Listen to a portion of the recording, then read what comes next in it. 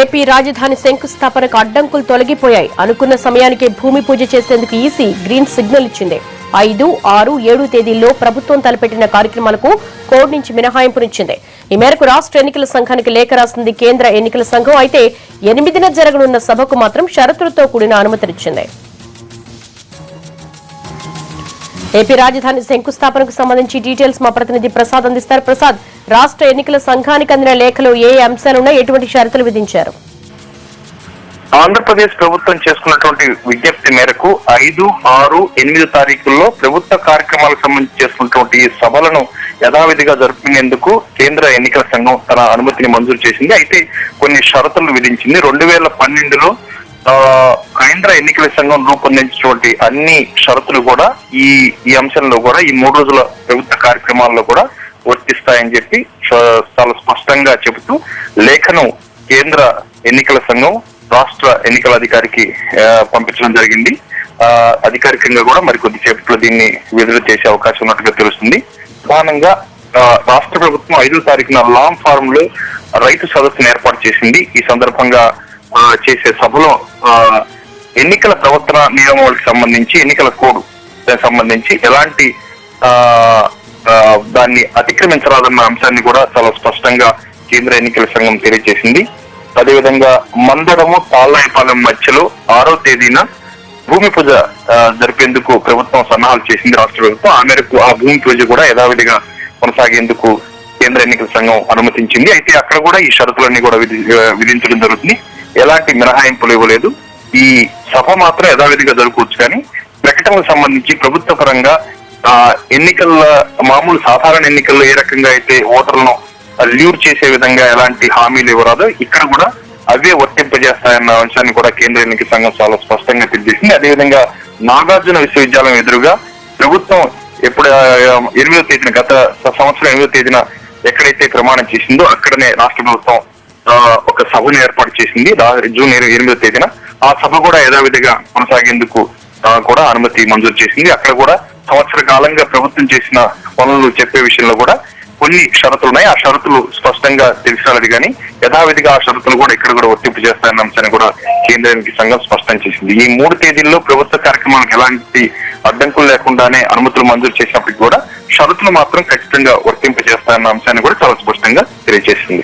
Right Prasad, thank you. ఇదే ఇష్యూకి సంబంధించి AP రాజధాని శంకుస్థాపనకు కేంద్ర ఎన్నికల సంఘం గ్రీన్ సిగ్నల్ ఇచ్చింది. దీంతో ప్రభుత్వం ఏర్పాట్లలో నిమగ్నమైంది. దీనికి సంబంధించి డీటెయిల్స్ మా ప్రతినిధి దినకర్ అడుగుదాం. దినకర్, చెప్పండి, లైన్ క్లియర్ అయిపోయింది. ఏర్పాట్లు ఏ విధంగా ఉన్నాయి?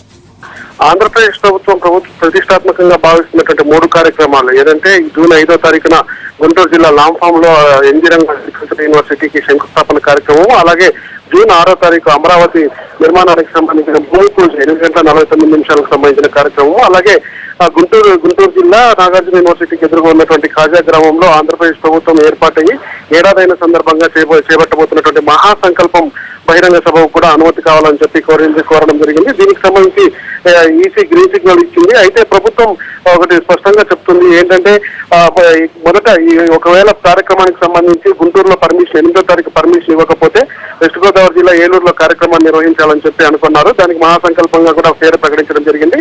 అయితే ఇప్పుడే మనం సిఎస్ కూడా మాట్లాడడం జరిగింది. దీనికి సంబంధించి కూడా వేదిక గుంటూరులోనే పెట్టడానికి సీఎంకి ఇన్ఫర్మేషన్ చేస్తున్నాము. ఒకవేళ అనుమతి రాకపోతే పశ్చిమ గోదావరి జిల్లా ఏలూరులో ఏర్పాటు చేయాలనుకున్నమాట వాస్తవమే. కానీ ఇప్పుడు అనుమతి వచ్చిన సందర్భంగా గుంటూరు జిల్లాలోనే నాగార్జున యూనివర్సిటీలోనే 8వ తారీఖు మహాసభ ఏర్పాటు చేస్తామని మహాసభకు ఏర్పాట్లు చేస్తున్నామని చెప్పి అంటున్నారు. అయితే 6వ తారీఖున ప్రభుత్వం ప్రతిష్టాత్మకంగా భావిస్తున్నటువంటి భూమి పూజ కార్యక్రమానికి సంబంధించి కూడా భారీగానే ఏర్పాట్లు జరుగుతున్నాయి. దీనికి సంబంధించి జిల్లా కలెక్టర్ అలాగే శ్రీధర్ కూడా దీనికి సంబంధించి కూడా ఏర్పాట్లు చురుగ్గా పాల్గొంటున్నారు. అక్కడ ఒక వేదికను కూడా ఏర్పాటు చేయబోతున్నారు. ఉదయం జూన్ 6వ తారీఖున ఉదయం 6 గంటల నుంచి ప్రత్యేక కార్యక్రమాలు స్టార్ట్ అవుతాయి. ఏదైతే ప్రభుత్వం ఇన్నాళ్ళుగా భావిస్తుందో దానికి సంబంధించి హోమంతో పాటు గణేష్ హోమము అలాగే కొన్ని ప్రత్యేక పూజలు కూడా చేయాలని నిర్ణయించడం జరిగింది. దాంతో పాటు 8:49 చంద్రబాబు భూమి పూజ చేస్తారు. అయితే కేంద్ర ప్రభుత్వం నుంచి కూడా ఆంధ్రప్రదేశ్ నుంచి ప్రాతినిధ్యం అదే తెలుగు రాష్ట్రాల నుంచి ప్రాతినిధ్యం వహిస్తున్నటువంటి కేంద్ర మంత్రులు కూడా పిలవాలని చెప్పి ప్రభుత్వం నిర్ణయం తీసుకుంది. అందులో భాగంగా కేంద్ర ప్రభుత్వ ప్రతినిధిగా అరుణ్ జైట్లీ వస్తున్నారని చెప్పి కూడా ప్రభుత్వం ప్రకటించింది. ఇక వాళ్ళతో పాటు వెంకయ్య నాయుడు అలాగే అశోక్ గజపతిరాజు ఆ తర్వాత దత్తాత్రేయతో పాటు సుజనా చౌదరి కూడా అటెండ్ అవుతారు. వీరికి కూడా ఆహ్వానాలు పంపామని చెప్పి కూడా ఈసీకి రాసినటువంటి లేఖలో పేర్కొంది. వీళ్ళందరూ కూడా హాజరు కావచ్చు. అయితే 8వ తారీఖున జరుగుతున్నటువంటి సభ ఏదైతే ఉందో మహాసంకల్పం సభ, ఆ రోజు మాత్రం ప్రభుత్వం ఎలాంటి కొత్త ప్రకటనలు కానీ ఎలాంటి స్కీమ్స్ కానీ అంటే పథకాలను కానీ సంక్షేమ పథకాలను ప్రకటించకూడదని చెప్పి కూడా కొన్ని ఇన్స్ట్రక్షన్స్ ఇవ్వడం జరిగింది.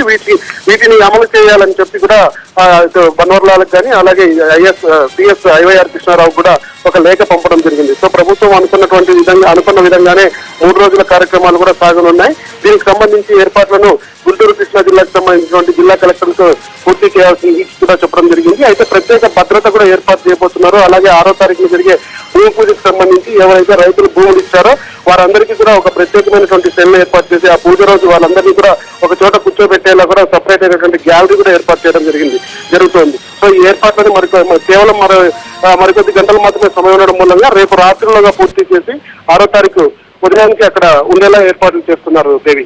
Right Dinakar, thank you. AP రాజధాని శంకుస్థాపనకు లైన్ క్లియర్ అయింది. కేంద్ర ఎన్నికల సంఘం నుంచి అనుమతి లభించింది. ఇది బ్రేకింగ్ పాయింట్. షార్ట్ బ్రేక్ తీసుకు